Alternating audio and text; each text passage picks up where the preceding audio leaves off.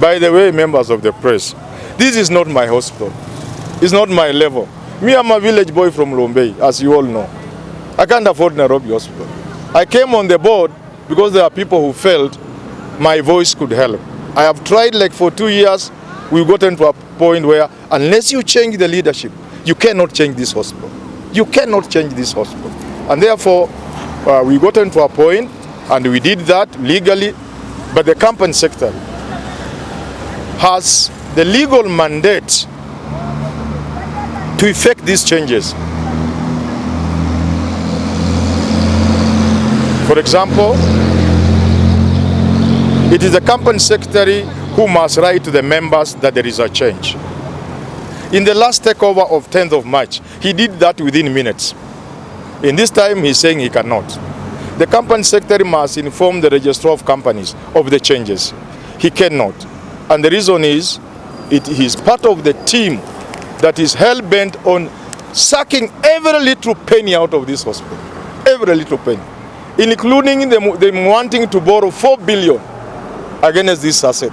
Tell me how a poorly run facility with the worst possible governance, tell me how such a managers, such a board under the leadership of such a people, how they can pay a loan of 4.2 billion. Will they, the result will be the hospital will be auctioned. And like I've said before, there are people waiting for that. And we cannot allow them. Sat down in a meeting duly convened according to our legal instruments, according to our articles of association, and they decided to remove the chairman, who is part of the cartel, the group that is bringing down this hospital. And we did it procedurally.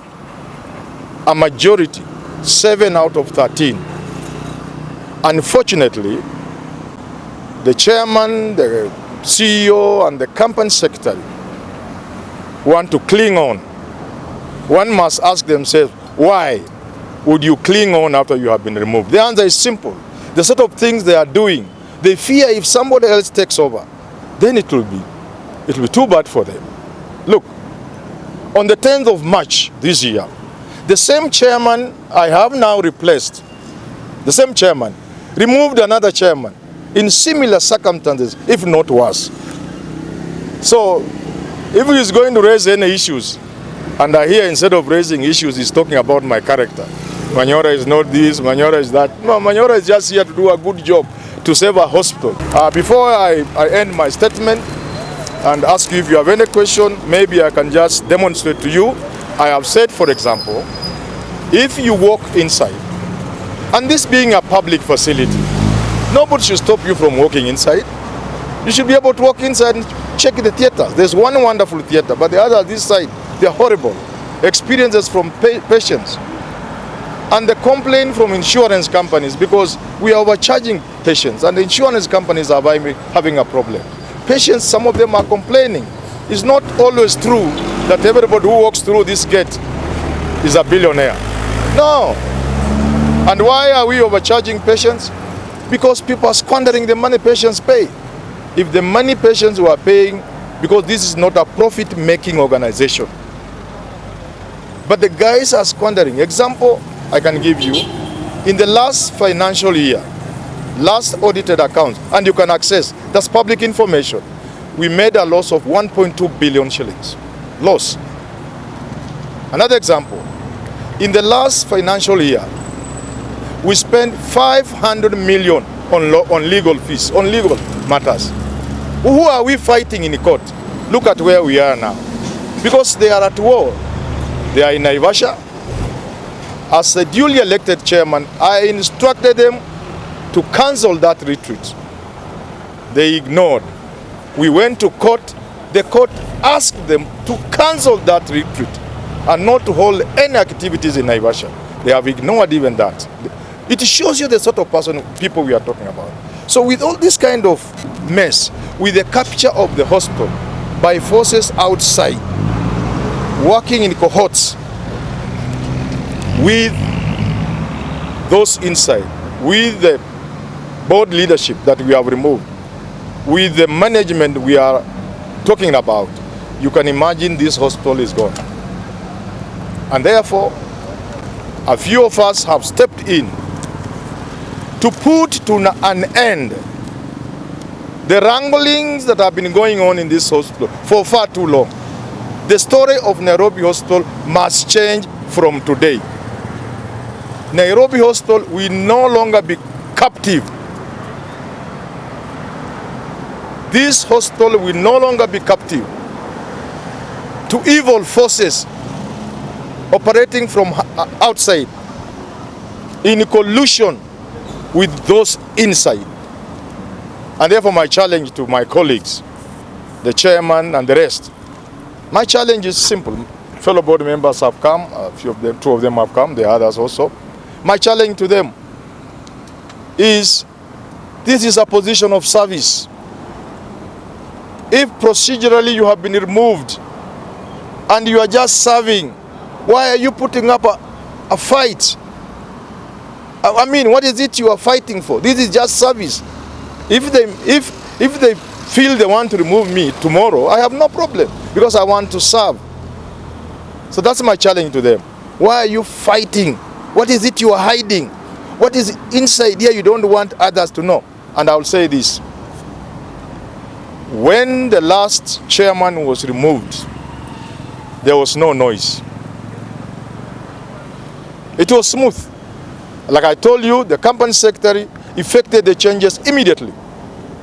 The evidence is on the internet. He shared with the members of KHA that there's board leadership change. The question is it because this is a house thing? It belongs to a particular community. Because the last chairman was removed by a person from his community. Does it mean hii hospitali ni ya watu fulani, kabila fulani? Kwa hivyo kabila huyo akitolewa na kabila yake, hapa hakuna shida. Lakini Manyora anakuja kumtoa asaidie hii hospitali, na Manyora sio wa hilo kabila, sasa atapigwa vita. To summarize, before you ask me any question, unless my colleagues here have something to say, just to summarize, board members in the majority lost confidence in the chairman, seeing the terrible things that are happening. Wait. Yeah. They lost confidence. Procedurally, they called a meeting. Procedurally, they removed the chairman, and procedurally, they elected me. The question is, why are they fighting? Thank you. Who is in charge? You can lead the questions. Let him start. You are in charge. Yes. Okay. Let him start. Hello.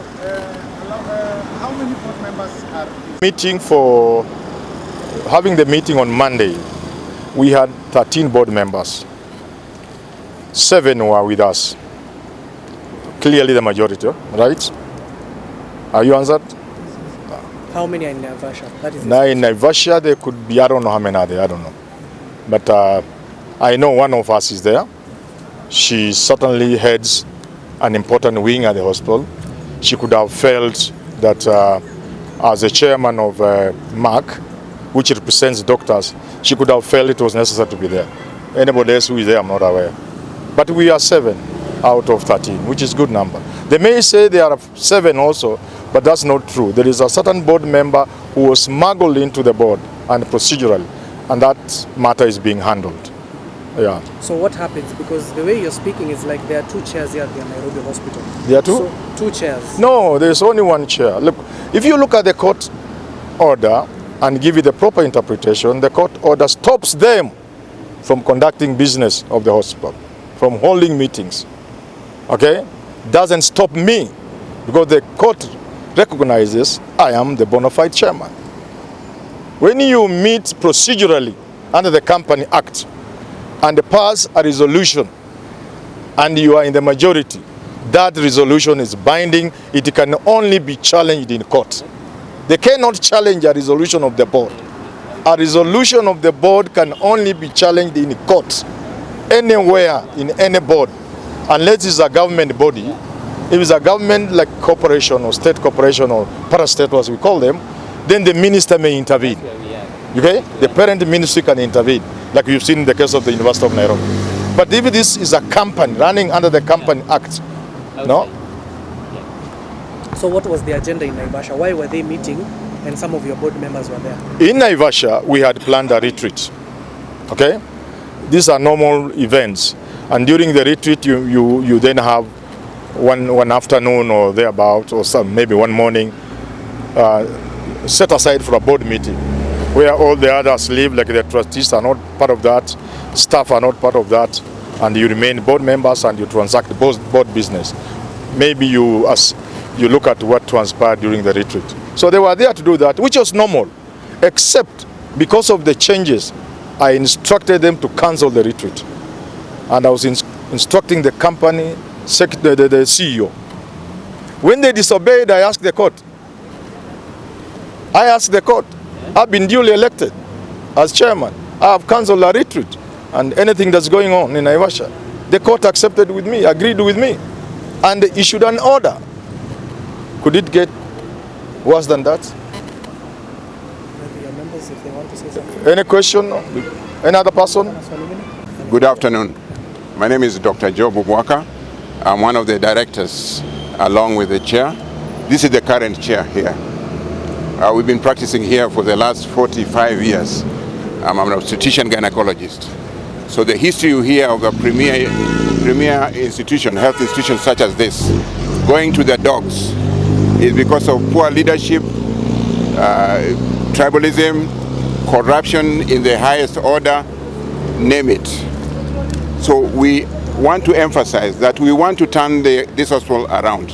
And the only way to return it to its former glory is by having the right leadership.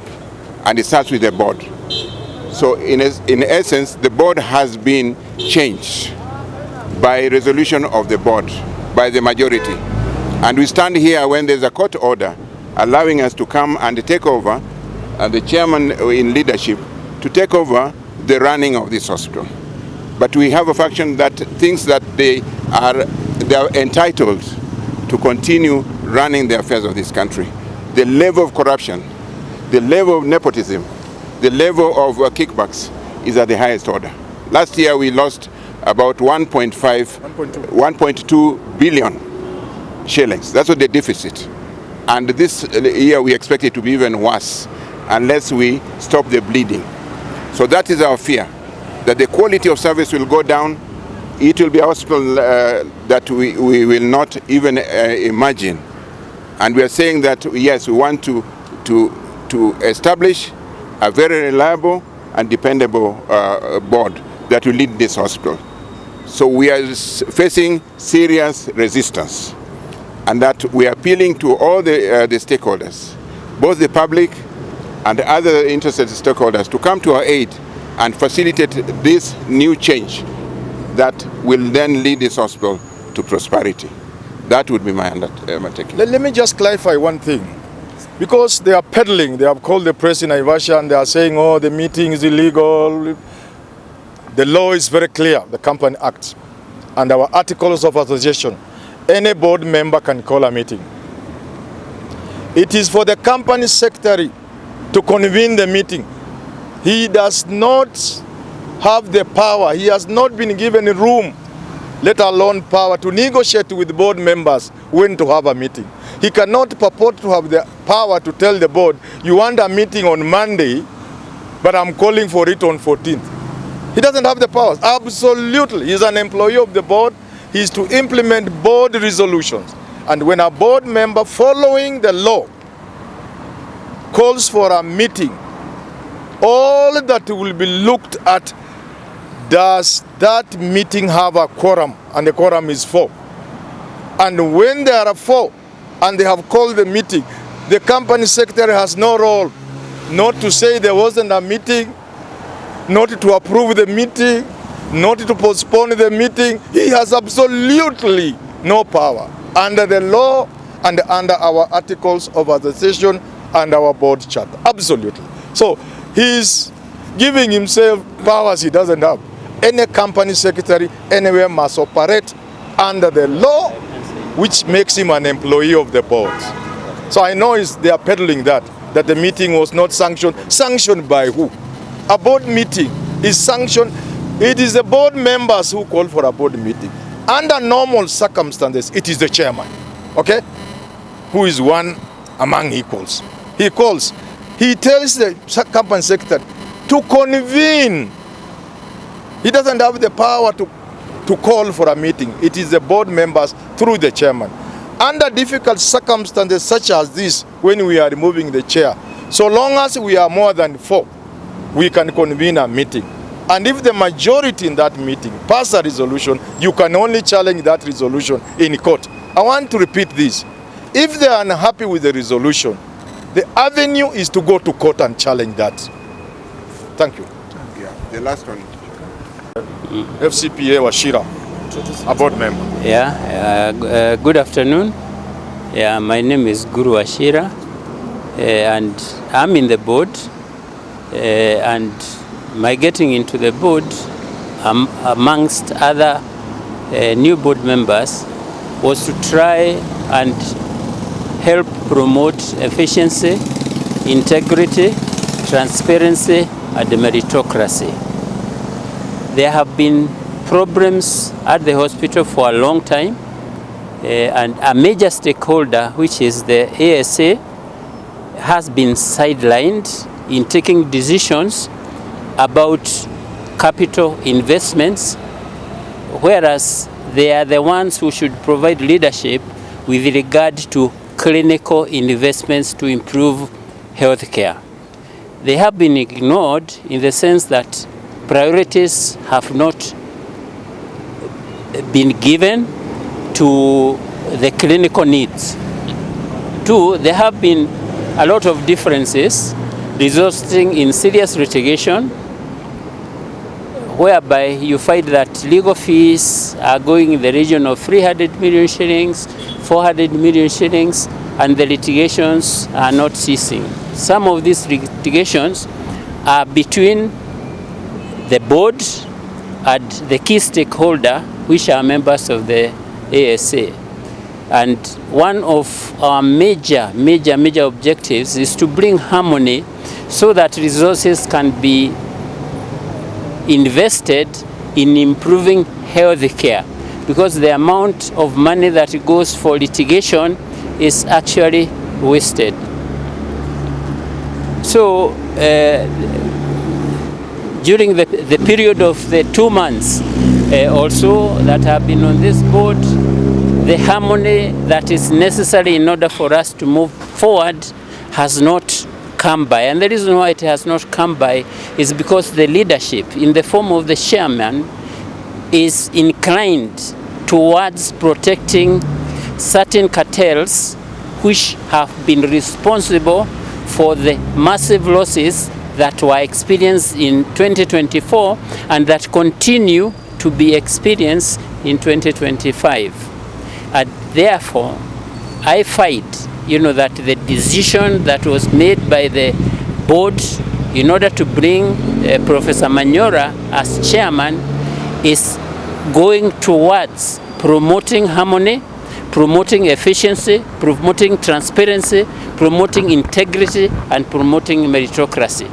All these are definitely going to benefit the hospital and all the stakeholders, including improving turnaround times for patients so that patients are not discharged in the morning and cannot leave until nightfall, so that patients who have got insurances are able to get their things processed very quickly, so that all the stakeholders can benefit from this facility. And finally, maybe Joyce, just for a minute or so. Another board. Good afternoon, ladies and gentlemen. My name is Dr. Mbeda, a member of the board of the Nairobi Hospital. I want to reiterate what the other board members have said, particularly the chair, the current chair, that ours is our mission is very brief, is to turn around things in this hospital. And when I say turn around, it's because I worked in this hospital for over 20 years, teaching and providing care. So I know where we were, and I know where we are capable of being. But we are not able to achieve that because of what the chairman and my colleagues have said.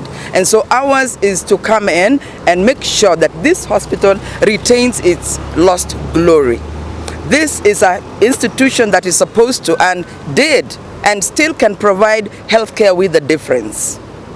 This is an institution that is light in the darkness. And so we know that we can be there, and that is why we are here.